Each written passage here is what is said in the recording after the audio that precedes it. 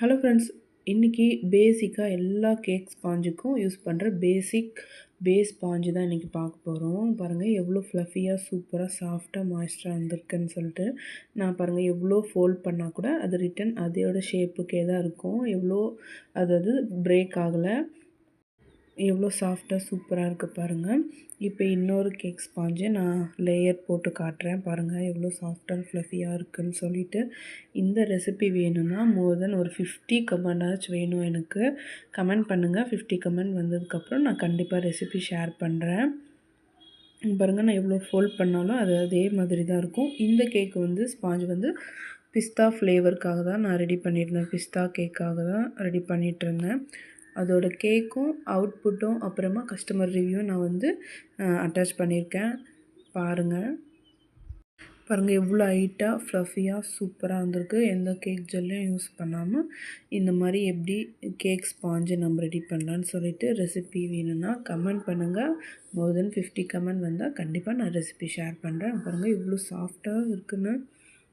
என்னோடய கஸ்டமர் 2 கேஜிக்கான பிஸ்தா கேக் தான் கேட்டிருந்தாங்க. அதுக்கான பேஸ் தான் இது. நான் 1 கேஜாக பேட்டரை தனித்தனியாக எடுத்து பேக் பண்ணி எடுத்துக்கிட்டேன். பாருங்கள் எவ்வளோ சாஃப்டாக சூப்பராக வந்திருக்குன்னு சொல்லிட்டு. இந்த மாதிரி ரெசிபிக்கு நம்ம சேனலை ஃபாலோ பண்ணுங்கள், சப்ஸ்கிரைப் பண்ணுங்கள், கமெண்ட் பண்ணுங்கள். யூடியூப்பில் ரீனா கேக்ஸ் விலாக்ஸ்னு இருக்குது பாருங்கள். அதையும் போய் சப்ஸ்கிரைப் பண்ணுங்கள், சப்போர்ட் பண்ணுங்கள் மக்களே. இந்த மாதிரி homemade cakes, brownies, donut, muffins, cupcakes உங்கள் பர்த்டே, ஃபெஸ்டிவல், ஃபங்க்ஷன், கிட்ஸுக்கு எல்லாருக்கும் வேணும்னா கண்டிப்பாக நம்மக்கிட்ட உங்கள் ஆர்டரை ப்ளேஸ் பண்ணிக்கோங்க. நம்ம பேஜில் நம்பர் இருக்கும், நோட் பண்ணி உங்கள் ஆர்டரை ப்ளேஸ் பண்ணிக்கோங்க. பாருங்கள் எவ்வளோ சூப்பராக வந்திருக்குன்னு. கண்டிப்பாக கமெண்ட் பண்ணுங்கள், நானும் ரெசிபி ஷேர் பண்ணுறேன்.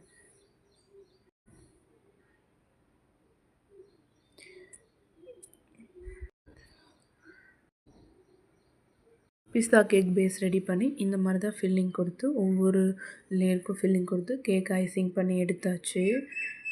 இது ஏர்லி மார்னிங் ஒரு 4 o'clock எடுத்ததுனால கொஞ்சம் டல்னஸாக தெரியும். நான் நெக்ஸ்ட் பிக்சர் நெக்ஸ்ட் வீடியோவில் போடுறேன். பாருங்கள் எவ்வளோ சூப்பராக வந்திருக்குன்னு சொல்லிட்டு. பர்த்டே பேபிக்கு ட்ராகன்னால் ரொம்ப பிடிக்கும் அப்படின்னு சொல்லி அவங்க ஃபாதர் இது ஒன்று மட்டும் வச்சு தர சொல்லி கேட்டிருந்தாங்க.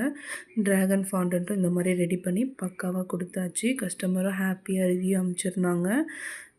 இந்த மாதிரி உங்களுக்கும் கேக்ஸ், ப்ரௌனிஸ் கிருஷ்ணகிரிலேருந்து பார்க்குறீங்க அப்படின்னா கண்டிப்பாக உங்களுக்கு ஃப்ரீ டெலிவரி இருக்குது, யூஸ் பண்ணிக்கோங்க. பாய் மக்களே, நெக்ஸ்ட் வீடியோவில் பார்க்கலாம்.